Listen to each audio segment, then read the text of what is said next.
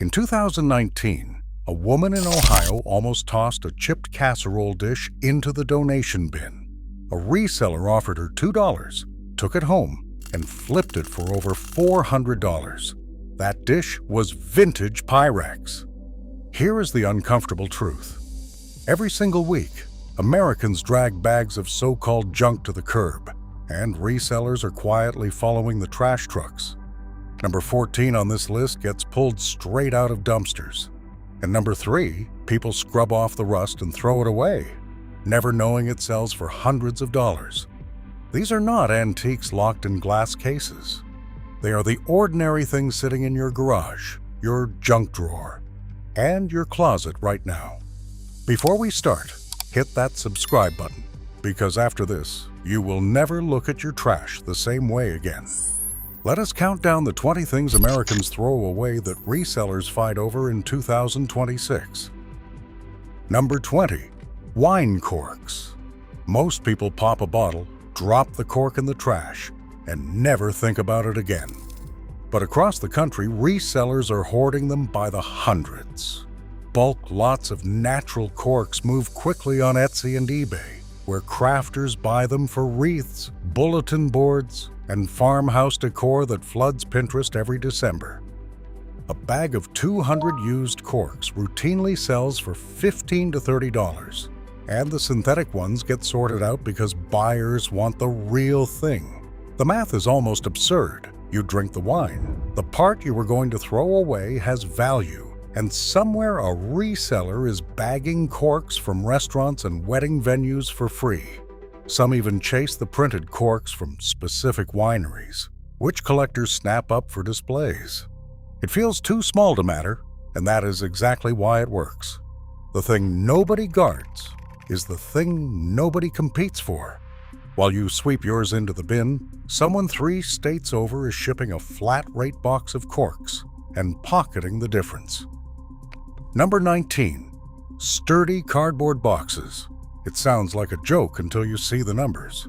The clean, rigid boxes Americans flatten and shove into recycling are quietly resold by the bundle, especially the brand name ones. An empty original box for a discontinued sneaker, a high-end appliance, or a collectible electronic can carry real value because collectors who buy items secondhand want the complete package. A reseller listing a vintage game console knows the unit alone might fetch one number, but the unit with its original box and inserts can double it. Moving boxes have their own market too. Used heavy-duty boxes from a recent move sell on Facebook Marketplace for a fraction of retail, and people buy them in stacks because nobody wants to pay full price to pack up a house. The cardboard you treat as garbage is, to the right buyer, the difference between a partial item and a premium one. It is the most boring entry on this list, and that is precisely why the people who understand it keep quiet. Number 18. Empty perfume bottles. The bottle is empty, the scent is gone, and most people drop it in the trash without a second thought. Resellers see something else entirely. Vintage and designer perfume bottles, especially the heavy glass ones with sculptural caps, sell to collectors and decorators who arrange them on vanities and shelves. Discontinued fragrances are the real prize because the bottle becomes a relic of a scent you can no longer buy, and the empty flacon can move for $20, $40, even $80, depending on the brand and the design. Some buyers want them for the leftover residue alone, dabbing the last molecules of a perfume that was reformulated or pulled from shelves years ago. Others buy lots of mixed bottles to refill or repurpose. The trick resellers rely on is that almost nobody thinks an empty container has worth, so the supply costs them nothing. To a reseller, it looks like a curated lot waiting to be photographed. Number 17. Old charging cords and cables. Tangled in every junk drawer in America is a knot of cords for devices nobody owns anymore, and the instinct is to throw the whole mess out. Resellers untangle it instead. Proprietary cables, the ones that only fit one specific camera, game system, or older phone, become scarce the moment a company stops making them. and the people still using those devices will pay surprisingly well to keep them running. A cable that cost a few dollars new can sell for $15 or $20 once it is officially discontinued, simply because the original owner cannot find one anywhere else. Vintage connector cables, certain laptop chargers, and power bricks for retired electronics all have steady demand. Resellers buy junk drawer lots at estate sales precisely to mine them for the 1 or 2 cables worth more than the entire box, while you bundle yours up to toss because you cannot remember what they plug into. Someone else is matching that exact connector to a desperate buyer who has been searching for months. Number 16. Broken costume jewelry. A tangled, tarnished pile of necklaces with missing clasps and earrings without their match looks like nothing worth saving. Resellers fight over it. The market for broken costume jewelry is enormous, fed by crafters who break pieces down for beads, charms, and findings, and by collectors hunting for specific vintage makers hidden in the tangle. Signed pieces from certain mid-century designers can be worth real money, even damaged. Many sellers do not even bother sorting. They list mixed lots by the pound. A grocery bag of broken jewelry can sell for $30 to $60 as a craft de-stash, and the rare signed brooch buried inside might be worth that much on its own. The genius of it is the disguise. Damage and tangle make people assume worthlessness, so the pile gets donated or trashed without inspection.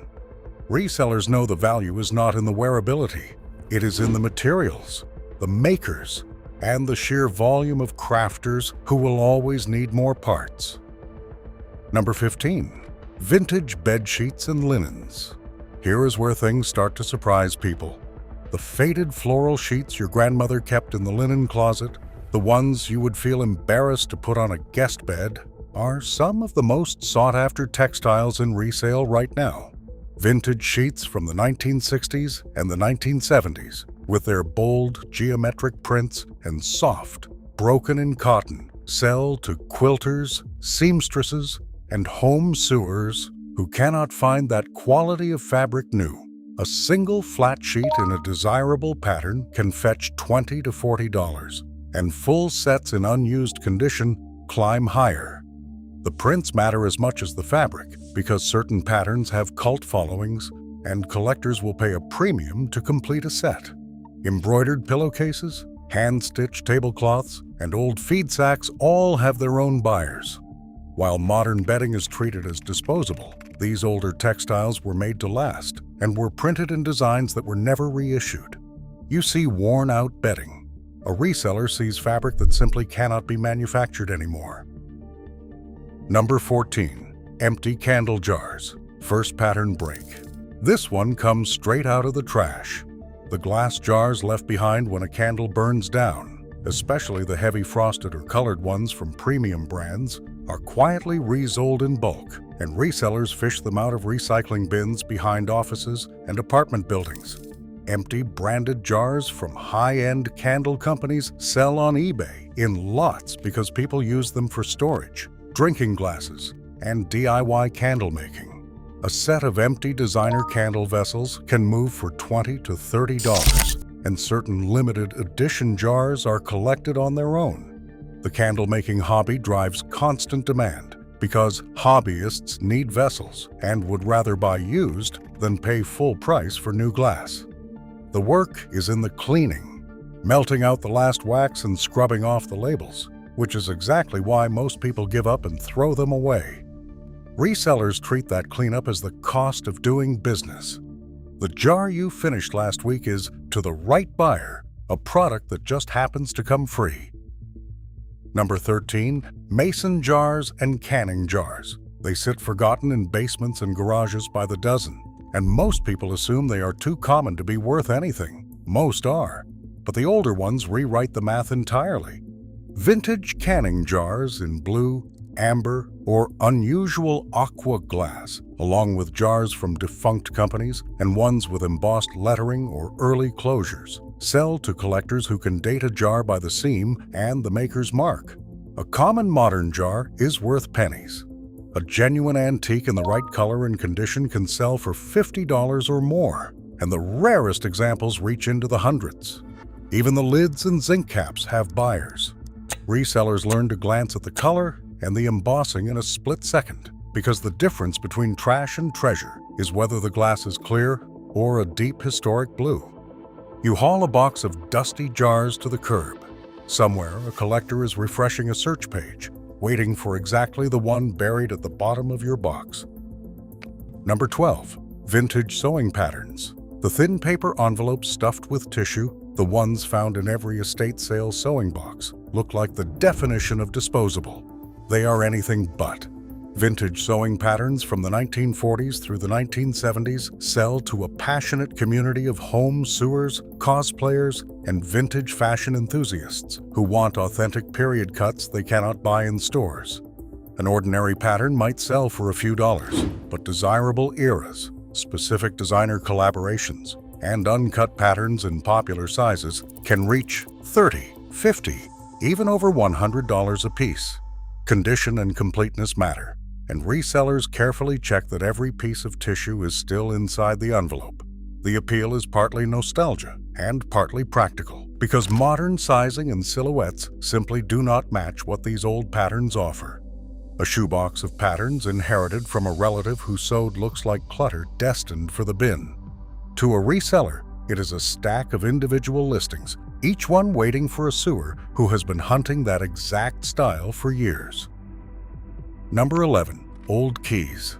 A handful of mystery keys, the kind that open nothing you can identify, get swept into the trash in every house clean-out in America. Resellers collect them by the jar. Old skeleton keys, ornate brass keys, and antique padlock keys sell to crafters, jewelry makers, and decorators who turn them into pendants, wind chimes, and rustic wall art. A bag of mixed old keys can sell for $15 to $30, and individual decorative skeleton keys with interesting bows or barrel shapes go for several dollars each.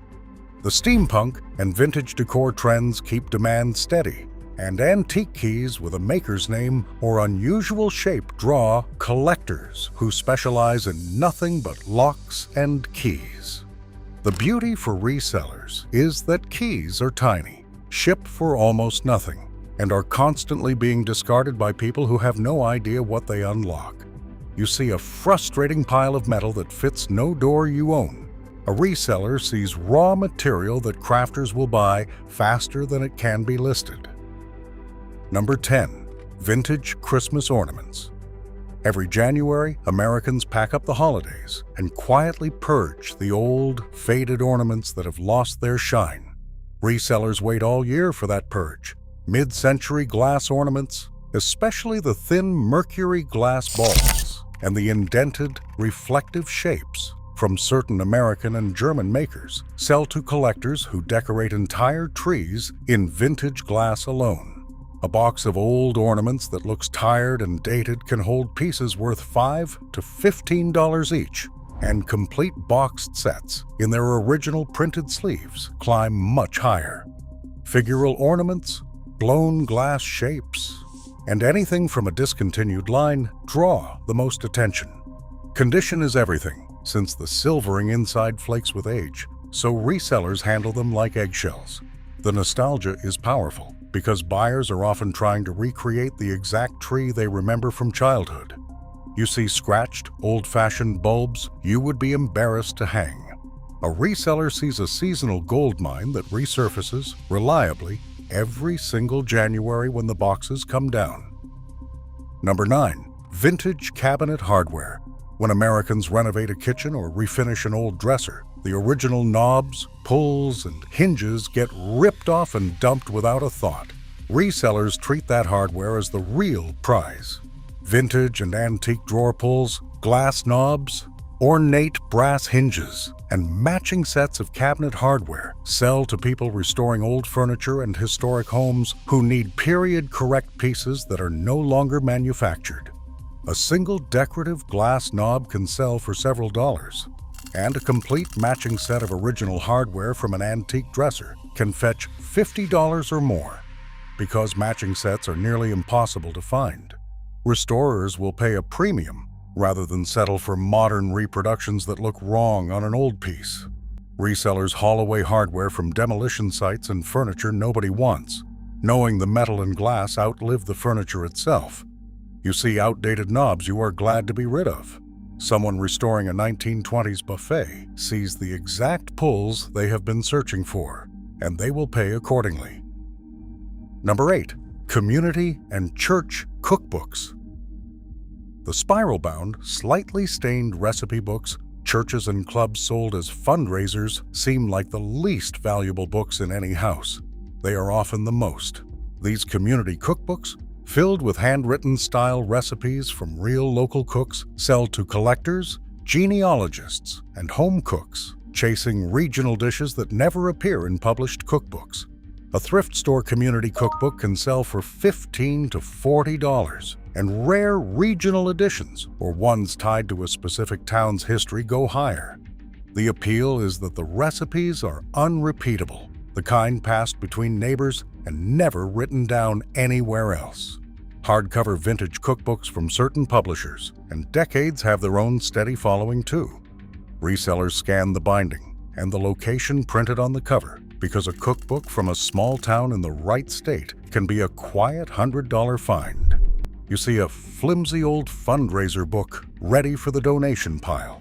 A reseller sees a record of vanished home cooking that a very specific buyer has been hunting for years. Number 7. Board games, even incomplete ones. Second pattern break. Controversy incoming, because this one breaks every rule you think you know. The instinct with an old board game is simple. If pieces are missing, throw it out. Resellers do the opposite, and they specifically hunt incomplete games. Vintage board games sell well intact, but the bigger secret is the parts market. People who own a beloved game missing a single token, card, or pawn will pay shocking amounts to complete it. So resellers part out incomplete games and sell the pieces individually. A single replacement piece from a popular vintage game can sell for more than the whole game cost at a yard sale. Complete vintage games in good boxes do well too, with certain editions and out-of-print titles reaching $50 to $100. The lesson resellers internalize is that completeness is a market, not a requirement. You throw out the half-finished game because it cannot be played. They sell the half you would have thrown away, one tiny piece at a time, to buyers who need exactly that. Number 6. Vinyl records. Most people assume the boxes of old records in the attic are either priceless or worthless, and usually decide on worthless before checking. Resellers know the truth lives in the details. The bulk of common records, scratched, easy listening, and worn-out hits, really are worth $1 or $2. But specific pressings, first editions, certain genres, and records from particular labels can sell for tens or hundreds of dollars, and the rarest reach far beyond that. Condition is brutal here, since both the vinyl and the sleeve are graded closely, and resellers learn to read matrix numbers etched in the runout to identify the exact pressing. Original first pressings, promotional copies, and underground genres draw the most committed buyers. The trap for ordinary people is treating a whole collection as one undifferentiated pile, when the value is concentrated in a handful of titles. You haul the box to the curb because most of it is junk. A reseller flips through it in minutes, pulling the 4 records that pay for the whole trip. Number 5. Old film cameras and electronics. As phones swallowed every gadget we used to own, Americans began throwing out film cameras, camcorders, and old audio equipment as obsolete clutter. Resellers built entire businesses on that mistake. Film photography roared back, and working vintage cameras, especially certain compact point-and-shoots and classic SLR cameras, now sell for many times what they cost new. A film camera tossed in a drawer as outdated can sell for $50 to several $100 depending on the model, and certain cult favorite point-and-shoots reach prices that genuinely shock the people who gave them away.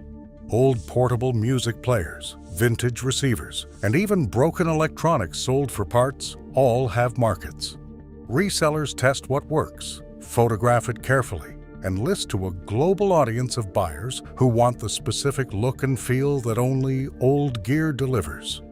You see dead technology replaced by your phone.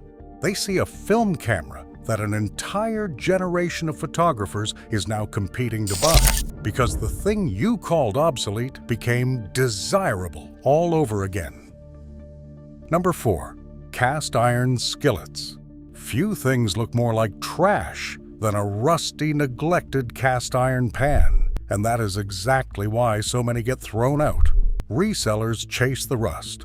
Vintage cast iron from certain early American foundries, especially smooth-bottomed pans with specific maker's marks, sells for far more than any modern skillet because collectors believe the old casting and milled surfaces cook better than anything made today.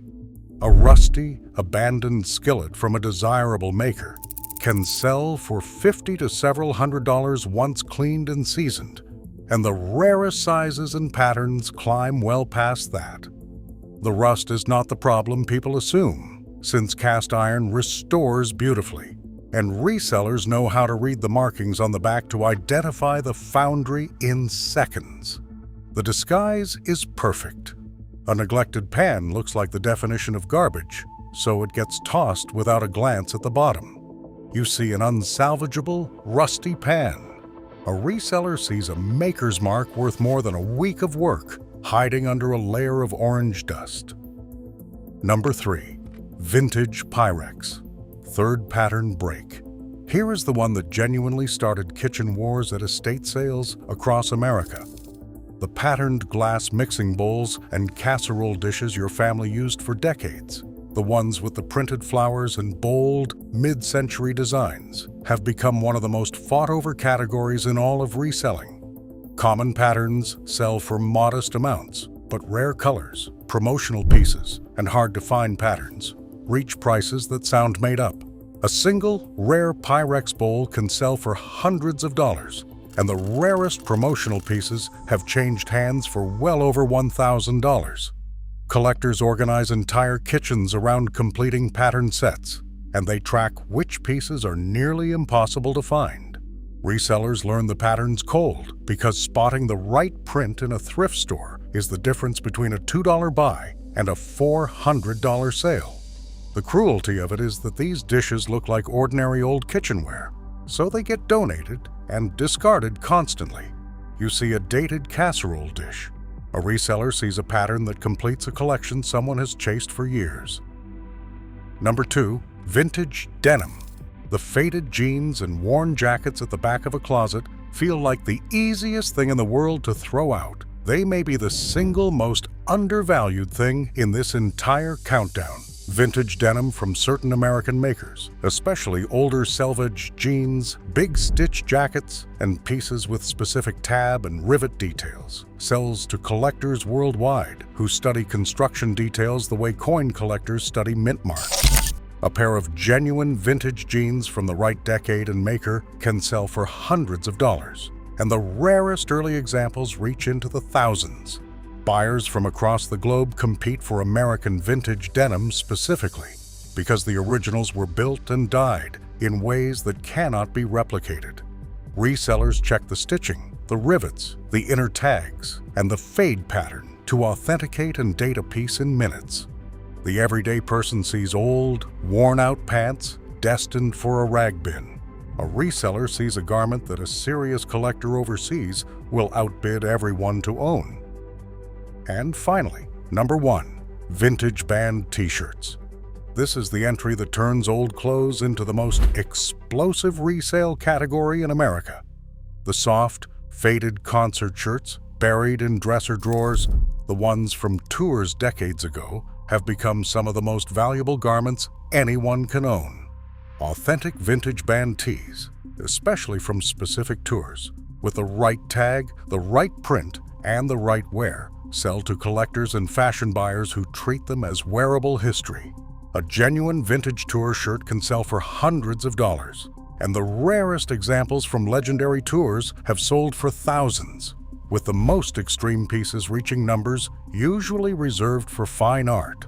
Authenticity is everything, so resellers examine the tag, the stitching, the print quality, and the fabric to separate true vintage from reprints. The heartbreak is that these shirts look like worn-out old tees, so they get tossed, used as rags, or given away without a thought.